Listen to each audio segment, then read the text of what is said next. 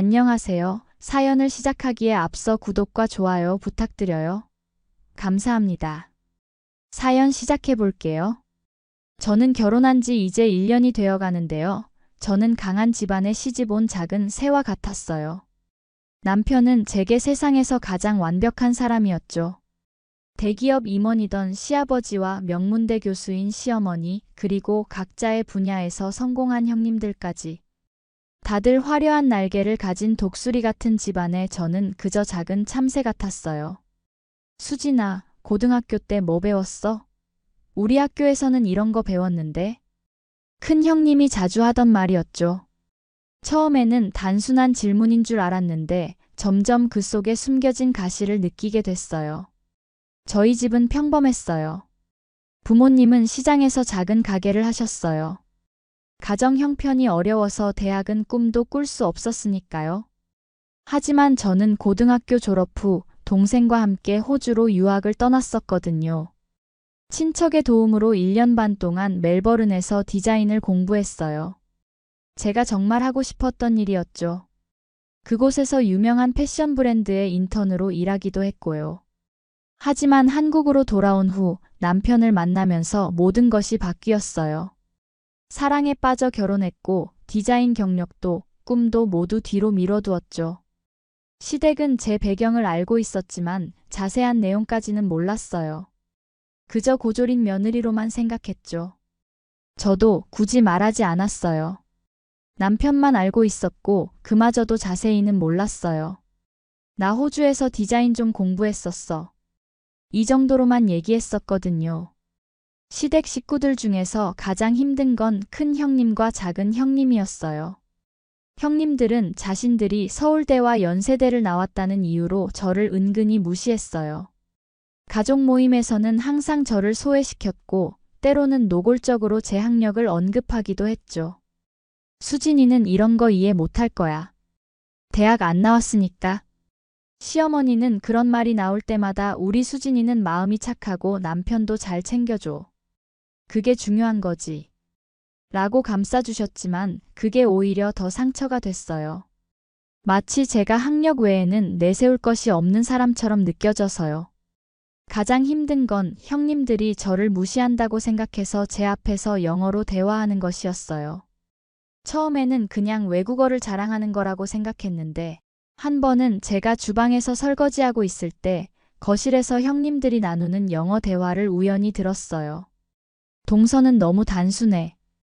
왜 저런 여자와 결혼했을까? 맞아, 어차피 우리가 하는 말 한마디도 이해 못해. 그날 밤 저는 속상해서 잠을 이룰 수 없었죠. 남편에게 말할까 고민도 했지만 가족 사이에 균열을 만들고 싶지 않았어요. 그래서 그냥 참기로 했죠. 하지만 시간이 지날수록 형님들의 영어 대화는 더 빈번해졌고 내용도 점점 심해졌어요. 특히 가족여행에서는 최악이었죠. 제주도로 간 가족여행에서 작은 형님은 시어머니에 대한 험담을 노골적으로 했어요. 아, 정말 듣기 싫어. 맨날 지 아들 자랑만 해. 맞아. 정도껏 해야지. 지 아들이 세상에서 제일 잘났어. 그리고 더 충격적인 대화도 들었어요. 우리 저 노인네 재산도 나눠야지. 나이 먹으니까 더 늦기 전에 우리 몫을 확보해야 돼. 맞아. 죽기 전에 좀 주면 좋겠는데. 아니 왜 저렇게 팔팔한 거야?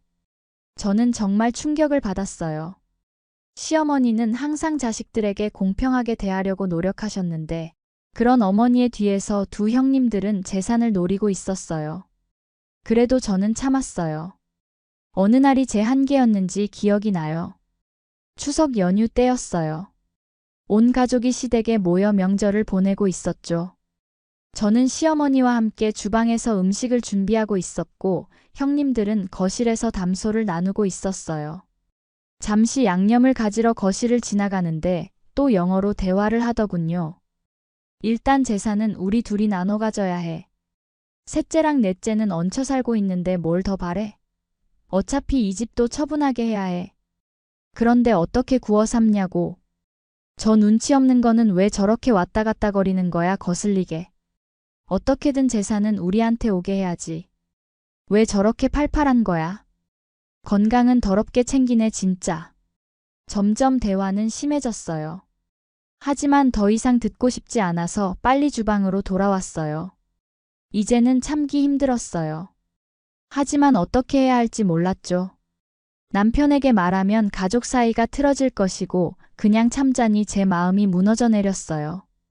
그러던 중 운명처럼 한 통의 전화가 왔어요. 김수진 님이세요? 멜버른에 있는 엠마입니다. 제가 유학 시절 인턴으로 일했던 회사, 그것도 디자인 부서의 책임자였던 엠마였죠. 저희가 한국에서 새 라인을 론칭하는데 당신의 뛰어난 작업이 생각났어요. 이 프로젝트 컨설팅에 관심 있으신가요? 그 순간 저는 망설임 없이 유창한 영어로 대답했어요. 매우 관심 있어요, 엠마. 오랜만이지만 업계 트렌드를 계속 지켜봐 왔어요. 언제 세부 사항을 논의하고 싶으세요? 전화를 끊고 고개를 들었을 때 거실 입구에 얼어붙은 형님들의 얼굴이 보였어요. 두 사람 다 입을 벌린 채 저를 쳐다보고 있었죠. 그들의 눈에는 충격과 공포가 가득했어요. 제가 그들의 대화를 모두 이해했다는 사실을 깨달은 거죠. 동서, 너 영어를. 큰 형님이 더듬거리며 말했어요. 저는 미소를 지었어요. 이제 더 이상 숨길 필요가 없었으니까요. 네, 저 영어 잘해요. 1년 반 동안 유학 다녀왔거든요. 디자인도 전공했고요. 그동안 두 분이 영어로 하신 모든 대화 다 알아들었어요. 둘의 얼굴이 창백해졌어요. 큰 형님이 뭐라고 변명하려고 했지만 저는 손을 들어 형님을 막았어요. 이제 그만하세요. 제가 고졸이라서 무시해도 된다고 생각하셨나요? 시어머니 뒤에서 그런 말씀하시면서 앞에서는 아무렇지 않은 척. 며느리 노릇하시는 게 부끄럽지 않으세요? 그때 시어머니가 주방에서 나오셨어요. 무슨 일이니? 왜 다들 얼굴이 그래? 저는 깊게 숨을 들이마셨어요. 이제 모든 것을 말할 때가 왔어요. 어머니, 제가 지금까지 말씀드리지 못한 게 있어요. 사실 저 고등학교 졸업 후에 유학 갔었어요. 디자인을 공부했고 패션 회사에서 일도 했었고요. 영어도 할 수 있어요. 시어머니는 놀란 표정이었지만 곧 따뜻한 미소를 지으셨어요. 그랬구나. 그런데 왜 말하지 않았니? 말할 기회가 없었어요. 그리고 사실은 형님들이 제 앞에서 영어로 대화하는 걸 듣고 있었어요. 시어머니에 대한 안 좋은 말도 하고 재산 문제에 대해서도 이야기하고. 시어머니의 표정이 굳어졌어요. 무슨 소리니? 이때 남편과 시아버지 그리고 시아주버님들이 모두 거실로 들어왔어요. 남편이 저를 걱정스러운 눈빛으로 바라봤어요. 수진아, 무슨 일이야? 저는 더 이상 참을 수 없었어요. 모든 것을 말했죠. 형님들이 저를 무시했던 일, 영어로 비밀 대화를 나눈 일, 시어머니에 대한 험담, 그리고 유산을 노리는 계획까지. 말하는 내내 형님들은 고개를 푹 숙이고 있었고 시아주버님들은 당황한 표정이었어요. 에이, 농담한 거겠지. 농담? 시어머니의 유산을 노리는 것도. 시어머님의 험담도 농담이었어요? 제 목소리가 떨렸어요. 그리고 저는 그동안의 형님들 대화를 모두 말씀드렸어요. 다는 아니어도 일부 녹음한 것까지 들려드렸죠. 그러자 시어머니는 의자에 털썩 주저앉으셨어요. 너무 충격받으신 것이죠. 내 며느리들이 내 뒤에서 그런 이야기를 했다고. 시아버지는 분노한 표정으로 큰 형님과 둘째 형님을 바라봤어요. 너희들 설명할 게 있지 않나? 침묵이 흘렀어요. 그때 둘째 형님이 갑자기 울음을 터뜨렸어요. 다 형님이 시킨 거예요. 저는 그냥 따라한 것뿐이에요. 큰 형님는 얼굴이 새빨개졌어요. 뭐라고? 네가 먼저 시작한 거잖아. 그렇게 두 형님은 서로를 비난하기 시작했고 변명하려고 했지만 이미 늦었어요. 모든 진실이 드러났으니까요. 시어머니는 떨리는 목소리로 말씀하셨어요. 오늘부터 너희 둘 다 이 집에 들어오지 마라. 그리고 유산 걱정은 하지 않아도 될 거다. 너희에게 줄 것은 아무것도 없으니까. 시아버지도 단호하게 말씀하셨어요. 나도 너무 실망스럽구나. 큰 아주버님과 둘째 아주버님은 고개를 숙였어요. 그리고 형님들은 눈물을 흘리며 서로를 원망했죠. 남편은 제 손을 꼭 잡고 말했어요. 미안해, 수진아. 난 아무것도 몰랐어. 괜찮아요. 이제 모든 게 밝혀졌으니까. 다음 날 아침 시어머니가 저를 불러 이야기를 나누자고 하셨어요. 조금 긴장했지만 시어머니의 표정은 따뜻했어요. 수진아, 너에게 미안하구나. 애들이 너를 이렇게 대한 줄 몰랐어. 특히 내가 그런 교육을 받았는데도 겸손하게 숨기고 있었던 것도 몰랐고. 저는 고개를 저었어요. 괜찮아요, 어머니. 제가 말했어야 했는데 그러지 않은 제 잘못도 있어요. 시어머니는 제 손을 잡으셨어요. 아니다. 네가 어떤 교육을 받았든 상관없이 그 애들은 너를 존중했어야 해. 그리고 네가 디자인을 전공했다니 정말 놀랍구나. 그 재능을 숨기지 말고 펼쳐봐. 그 말씀에 용기를 얻어 저는 엠마의 제안을 받아들이기로 했어요. 남편도 전적으로 지지해줬고요. 너의 꿈을 포기하게 한 것 같아 미안해. 이제 내가 하고 싶은 일을 해. 한 달 후 저는 윌슨 디자인의 한국 지사 컨설턴트로 일을 시작했어요. 제 디자인이 인정받아 정식 디자이너로 승진하기도 했죠.